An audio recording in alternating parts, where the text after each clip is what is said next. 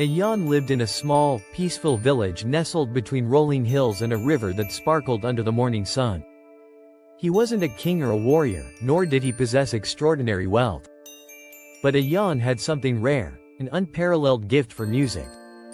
His violin, passed down from his grandfather, became his constant companion. It was said that when he played, the very air seemed to hold its breath, as though nature itself listened to his melodies. Growing up, Ayaan would often wander into the forest, seeking solitude among the towering trees and the sound of the wind through the leaves. There, he would play his violin, weaving notes that seemed to speak the language of the heart. The villagers adored him. His music was not just entertainment, it was a balm for their souls. On nights when storms raged and fear loomed, Ayaan's music would fill the air, calming the frightened and giving them hope. But despite his musical prowess, Ayaan carried a secret burden. He had lost his mother to a mysterious illness when he was just a boy. His father, once a strong, vibrant man, had grown cold and distant, burdened with grief. Ayaan's music was his only escape, the only way to ease the ache in his chest. His violin became the one connection he had left to the world his mother had once been a part of. As the years passed, Ayaan's skill grew, but so did the weight of his sadness. He played for hours, but the music never seemed to fill the emptiness he felt inside.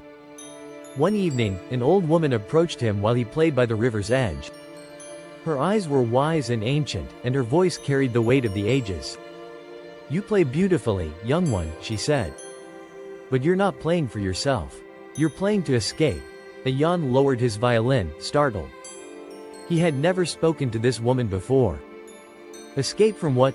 he asked, though he already knew the answer. "The pain inside you," she replied softly. "You've been running from it for so long. It's time to face it." Ayaan stared at the woman, her words piercing through the fog of his grief. He realized then that his music, beautiful as it was, had been a shield. It had kept him from confronting the loss of his mother and the coldness of his father's heart. The truth was, he had never truly allowed himself to mourn. The old woman smiled and placed a hand on his shoulder. "The song you've been searching for isn't in the notes of your violin. It's in your heart, waiting to be set free. When you face your pain, your music will change." With those words, she vanished, leaving Ayaan alone by the river, his violin silent in his hands.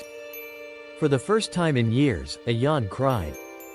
He wept for his mother, for the lost years with his father, for the ache he had carried in silence.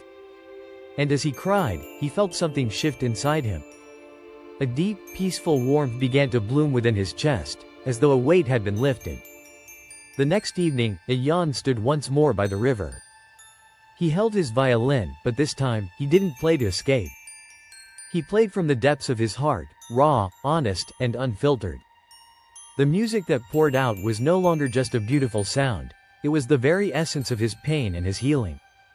As the last note faded into the evening sky, Ayaan felt something change inside him.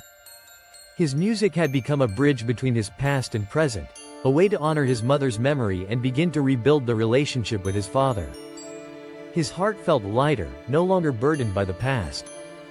In the years that followed, Ayaan's music reached new heights.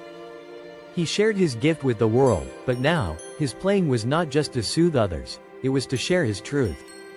The village never forgot the young violinist who had once played to escape, and then learned to play to heal. Ayaan's name became synonymous with hope, resilience, and the power of music to mend even the deepest wounds. And when Ayaan finally passed, his violin was placed by his side, for his final song was one that had touched the hearts of all who had heard it.